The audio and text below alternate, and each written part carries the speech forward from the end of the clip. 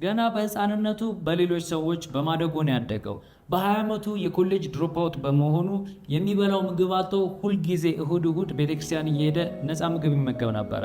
ነገር ግን ይህ ሰው ልጅነታችንን ያበራልንን ፒክሳር የአኒሜሽን ሙቪ ካምፓኒ እንዲሁም ደግሞ እንደ ሌክዠሪ እና እንደ ድሪም የምንመለከተውን ትልቅ የአፕል ካምፓኒን የመሰረተ በጣም አስገራሚ ሰው ነው።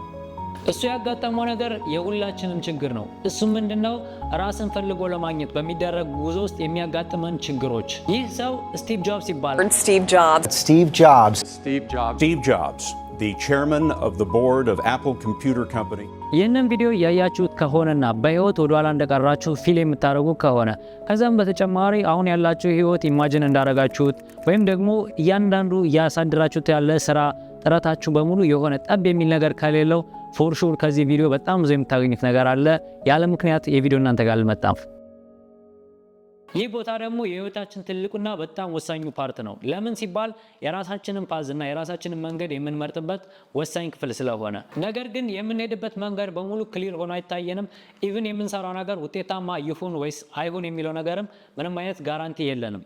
ስቲቭ ጆብስም አፕልን፣ ፒክሳርን እና ሌሎችን ከመመስረቱ በፊት ኢቭን የዓለማችን ጂኒየስ ሰው ብሎ ከመጥራቱ በፊት በተመሳሳይ መንገድ ነበር ሄደው። የመጀመሪያው ከሱ ህይወት መማር አለብን የማስበው ትልቁ የህይወት እውነታ ምንድነው? ክላሪቲ መጀመሪያ አይመጣም። ክላሪቲ የሚመጣው በኋላ ላይ ነው። ነገሮች ጥርት ያሉ የሚመጡት። ያ ማለትም በህይወት የምናገናኛቸው ዶቶች አሉ። ላይክ እዚህ እንደዚህ ሰርቼ ይሄን እንደዚህ አድርጌ ብለን የሆነ አይነት ክሊር እንዲሆንልን የምናገናኛቸው ዶቶች አሉ አይደል? እነሱን ዶቶች ወደ ፊውቸር ወይም ደግሞ ፎርዋርድ ማገናኘት አንችልም። ኢቭን እኛ የሆነ መንገድ ብናስብ ትክክለኛ የምንሄድበት መንገድ ደግሞ ሌላ ሆኖ ነው የምናገኘው። ያ ማለት ምንድነው? ዶቶችን ማገናኘት የምንችለው ባክዋርድ ነው። በስቲቭ ጆብስ ታሪክም ይህን ነገር ነው የምናገኘው። እንዴት መሰላችሁ? የኮሌጅ ተማሪ ያለ ከኮሌጅ አቋርጦ እንዲወጣ ያደረገው ነገር ጎበዛ ለመሆኑ አይደለም። ነገር ግን በአሜሪካ የትምህርት ስርዓት ኮሌጆች በጣም ትልቅ የሚባል ገንዘብ ያስከፍላሉ። ወላጆቹ ደግሞ እድሜ ልክ የቆጠቡትን ገንዘብ ለሱ ኢንቨስት እያደረጉበት ነው እና እያገኘ ያለው ትምህርት ደግሞ ፖይንትለስ ሆኖበታል። ስለዚህ ምን ማድረግ እንዳለበት አያውቅም። ነገር ግን የቤተሰቦችን ገንዘብና የእሱንም ጊዜ ላለማባከን ድሮፕ አውት አድርጎ ለመውጣት ይወስናል። ያንን ሲያደርግ ግን ምንም አይነት ክሊር ፓዝ የለውም። ቅድም እንዳልኳችሁ በህይወት ወደፊት ዶቶችን ማገናኘት አንችልም እንዳልኳችሁ ሁሉ ምንም አይነት ክሊር የሆነ ፓዝ አልታየውም። ነገር ግን ምንድነው ያደረገው? ጀስት ድሮፕ አውት አደረገ። የጓደኞቹ ዶርሞች ውስጥና አንዳንድ ቦታ ይተኛል። ከዛ ውጭ ለሱ ሴንስ የሰጡትንና በማር እንዲጠቅመኛል ብሎ ያሰባቸውን አንዳንድ ክላሶች ዝም ብሎ ኢንሮል ያደርግ ነበር። ከነሱም መካከል ካሊግራፊ ይገኝበታል። ካሊግራፊ ማለት ምን መሰላችሁ? ቃላቶችን ወይም ደግሞ ጽሁፎችን አርቲስቲክ እና ቢዩቲፉል ወይም ቆንጆ በሆነ መንገድ የመጻፍ ችሎታ ነው። ያ በዛቱ ምንም ያክል ሚኒንግለስ ነው ማለት ምንም አናረግበትም። ቃላቶችን አሳምረን ስለጻፍን ምንም አንጠቀምበትም። እሱ ግን ወዶት ነበር። ያንን ክላስ ይወስድ ነበር። የዛኔ የወሰደ የካሊግራፊ ክላስ የጠቀመው ከ10 ዓመት በኋላ ነው። መቼ? አፕልን ጓደኛውና እሱ ሆነው ጋራጅ ውስጥ ከመሰረቱት በኋላ ወደ ኮምፒውተሮች ሲመጡ ካሊግራፊን በጣም ተጠቅመውበታል። እንዴት መሰላችሁ የተጠቀሙት? ካሊግራፊን ወደ ኮምፒውተር ሲስተም አመጡት። ድሮ ኮምፒውተሮች ያን ያክል አትራክቲቭ የሆነ የጽሁፍ ሲስተም አይጠቀሙም ነበር። በኋላ ግን እሱ የዛሬ 10 ዓመት የተማረውን የካሊግራፊ ስኪል ተጠቅሞ የኮምፒውተሮች ታይፖግራፊ ወይም ቴክስታቸው በጣም ውብና የሚያምር ማድረግ ጀመረ። እሱ ያመጣውን የአፕል የካሊግራፊ ሲስተም በኋላ ላይ ዊንዶው እና ሌሎችም ሲስተሞች አዶፕት ማድረግ ጀመሩት።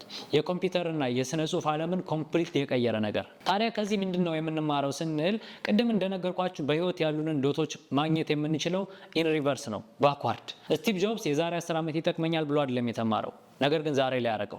እኛም ወደፊት ነገሮች ክሊር ላይሆኑልን ይችላሉ። ዛሬ ላይ ዶቶች ላይገናኙልን ይችላሉ። ነገር ግን ወደ ኋላ ተመልሰን ስንመለከት ነው ዶቶቹ ተገጣጥመው የምናገኛቸው። ስለዚህ እኛም በህይወት እሱ ያጋጠመው አይነት ከባድ ሲቹዌሽን ውስጥ ልንሆን እንችላለን። አስቡት፣ ያለምንም ትክክለኛ ሪዘንና ወዴት እንደሚሄድ ሳያውቅ ከኮሌጅ ድሮፕ አውት አድርጎ መውጣት ኢንቨስት እየተደረገበት ያ በጣም ትልቅ ፔንፉል የሆነ ውሳኔ ነው። እኛም እንደዚህ አይነት ሲቹዌሽን ላይ ራሳችን ልናገኘው እንችላለን። ስለዚህ ምናልባት እንደዚህ አይነት ግራ መጋባት ሁኔታ ላይ ካለን ፓኒክ ማድረግ አይደለም የሚገባው። ያ የሚያሳየው በህይወት ትክክለኛው ቦታ ላይ መሆናችን ነው። ለምን ካላችሁኝ ደግሞ ግራ መጋባቱና በህይወት እያጋጠመን ያለው ነገር መጥፎ ሆኖ ሳይሆን እኛ ለነገሮቹ ቀደም ማለታችን ወይም ደግሞ ለነገሮች ገና መሆናችን ለሆነ ነገር ፕሪፔርድ ይሆን እንዳለን ማሰብ አለብን። የዛሬ 5 ዓመት 10 ዓመት ለሚመጡት ነገሮች እየተዘጋጀን ነው ብለን ማሰብ አለብን። በዚህ ሁሉ ነገር መሃል ግን አንድ ነገር ልንረዳ ይገባል።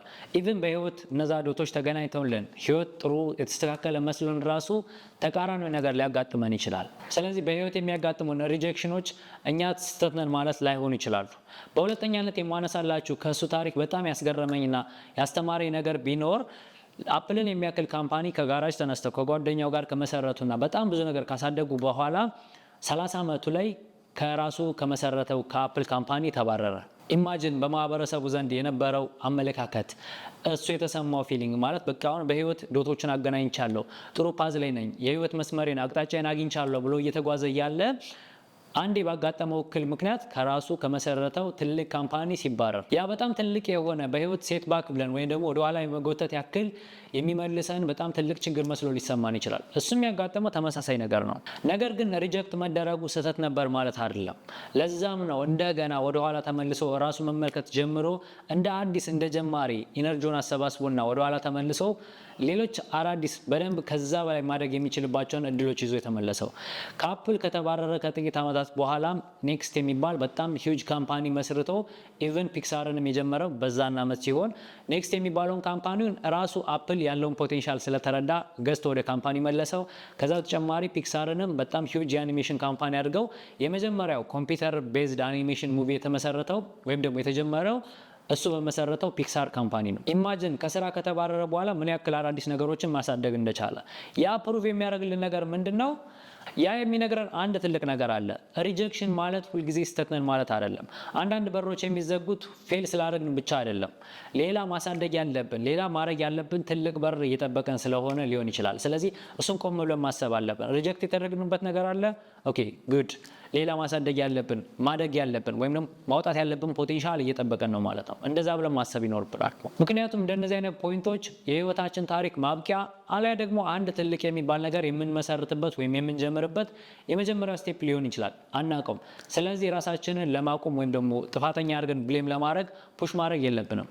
ታዲያ ስቲቭ ጆብስ በዚህ ሁሉ ነገር መካከል ሲጓዝ አንድ ነገር ግን ሰርቫይቭ እንዲያደርግና ለረጅም ጊዜ እንዲቆይ አግዞታል። እሱም ምንድነው? love what you do or the journey will break you የሚለው ፖይንት አለ። ምን መሰላችሁ? የምታረጉትን ነገር ወይም የምትሰሩትን ነገር ውደዱት አለያ የምትጓዙት ጉዞ ይሰብራችኋል ነው ዋናው ፖይንት። ያ ሲባል ምን ማለት እንደሆነ አስቡት። ከባድ የሚባሉ ጊዜዎች፣ ከስራ የተባረረበት ጊዜ፣ ኔክስትን ሲመሰርት፣ ፒክሳርን ሲመሰርት ሪጀክት የተደረገባቸውን ጊዜዎች ሊቋቋም የቻለው ስራውን ስለሚወደው ነው። ስራው ከተባረረ በኋላ ብዙ ነገሮች ካጋጠሙት በኋላ ያው ሁሉ ነገር አልፎ ስቲል ስራው ላይ ሾው አፕ እንዲያደርግ ያደረገው ስራውን ይወደዋል። ኤኒዌይስ ሾው አፕ ማድረጉ አይቀርም ነበር። ስለዚህ የምናደርገውን ነገር ልንወደው ይገባል። ለምን ሲባል ደግሞ እሱ እንደሚገልጸውም ትልልቅ ነገሮችን ለማሳካት ብቸኛው መንገድ የምንሰራውን ስራችንን ወይም ደግሞ የምናደርገውን ነገር መውደድ ነው። ነገር ግን ይህን ሲል ስራችንን ብቻ ማለቱ አይደለም። ሁሉም ነገር ላይ ይሰራል። ድሪማችን ላይ ሊሆን ይችላል፣ ምንሰራው አክቹዋል ስራ ላይ ሊሆን ይችላል፣ ኢቭን ሪሌሽንሺፕ ላይ ይሄ ነገር በትክክል የሚሰራ ነገር ነው። ለምን ሲባል ከባድ የሚባሉ ቀኖች ሲመጡ ያንን ነገር ላይ ስቲክ አድርገን የምንቆየው የምንወደው ነገር ሲሆን ነው። ሪሌሽንሺፕ ሊሆን ድሪማችን ይሁን ስራችን ይሁን ዋቴቨር ልንወደው ይገባል። ነገር ግን እዚህ ላይ አንድ መረዳት ያለብን ነገር ምንድነው? የምንወደውን ነገር የማናውቅ ከሆነስ ማለት ሰዎች ሲያረጉ ስላየን ወይ ደግሞ ሰማይ ሲሳካለት ስላየን የኔም ይሄን ነው የሚሳካል ወይ ደግሞ እኔም የሚወደው ይሄን ነው ብለን ልናስብ እንችላለን። ነገር ግን እሱ ሳይሆን ትክክለኛው መንገድ ምንድነው? ዶን ሴትል ማድረግ የለብንም። ላይክ የምንወደውን ነገር እስክናገኝ ድረስ መጣር አለብን እንጂ እኔም የምወደው ይሄን ነው ብለን ገና በለጋ እድሜያችን ሴትል ማድረግ የለብንም ብሎ ነው የሚመክረን። በዚህ ሁሉ መሀል ግን ኢቨን የምንሰራውን ነገር ብንወደው ብዙ ነገሮች ብናደርግ አንድ ልናውቀውና ልንረዳው የሚገባ ሀርድ ትሩዝ አለ። እሱ ምንድነው? ሁሉም ነገር ጋራንቲድ አይደለም። የምንሰራው ነገር በሙሉ ያለን ነገር በሙሉ ጋራንቲድ አይደለም። ያ ሲባል ምንድነው? በህይወታችን ሁላችንም ፌስ የምናደርገው አንድ ነገር አለ። እሱ ምንድነው?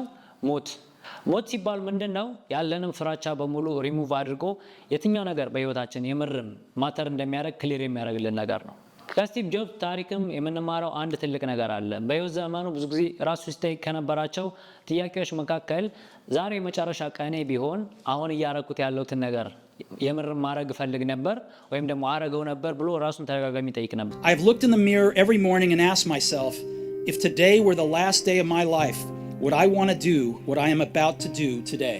በልና ራሳችንን ጠይቅ ይገባል። እስቲ አስቡት፣ ዛሬ እየሰራሁት ያለሁትን ነገር ወይም ላረገው ያሰብኩትን ነገር የመጨረሻ ቀኔ ቢሆን አረገው ነበር ወይ?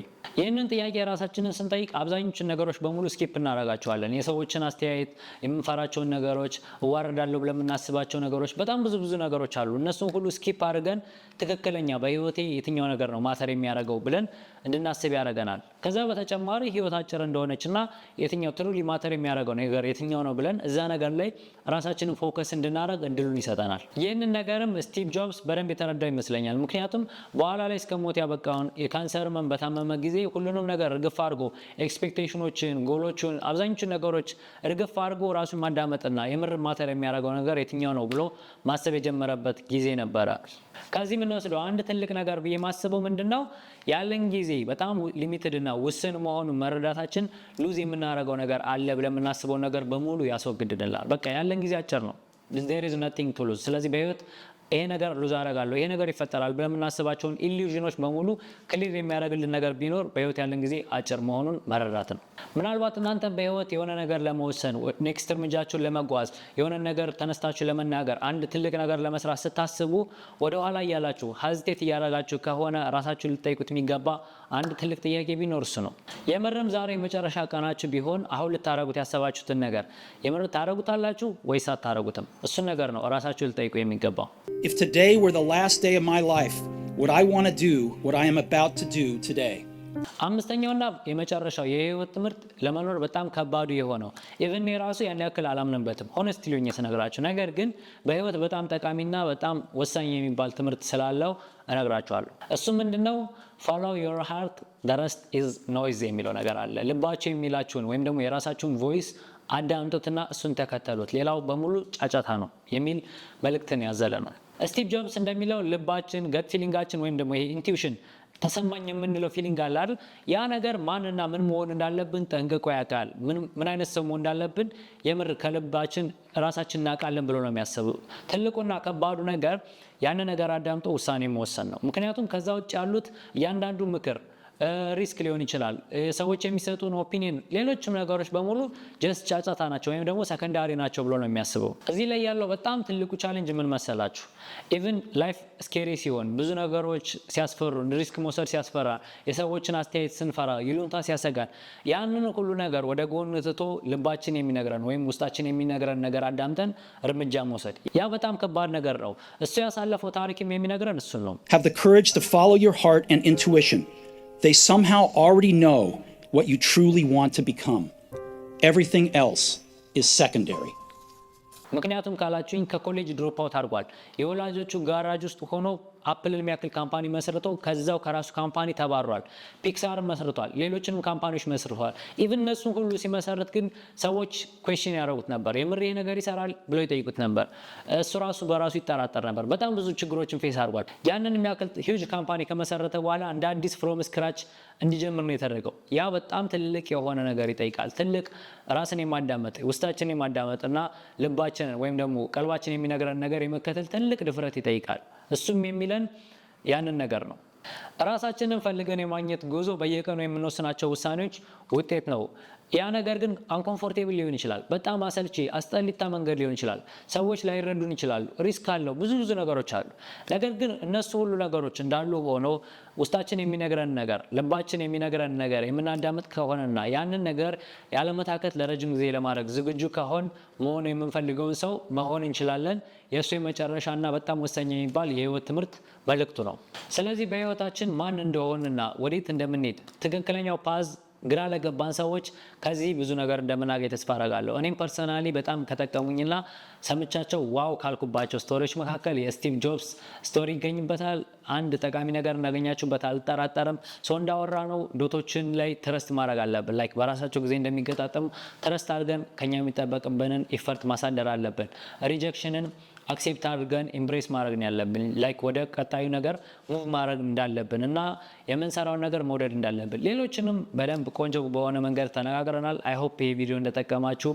በቀጣይ በጣም ቆንጆና ጠቃሚ ቪዲዮ እስከምንገናኝ እንደዚህ የምንነጋገርበት ቆንጆ የራሳችን ኮሚኒቲ አለን፣ ቴሌግራም ቻናል አለን። ስለዚህ ከታች ዲስክሪፕሽን ላይ በማስቀምጥላችሁ ሊንክ በመንካት ልትቀላቀሉን ትችላላችሁ። ይህም ቪዲዮ በጣም ቆንጆና ጠቃሚ ሆኖ ካገኛችሁት እንደተለመደው ላይክ እና ሰብስክራይብ ማድረጋችሁ እንዳትረሱ። በቀጣይ ቆንጆ ቪዲዮ እስከምንገናኝ ቻው።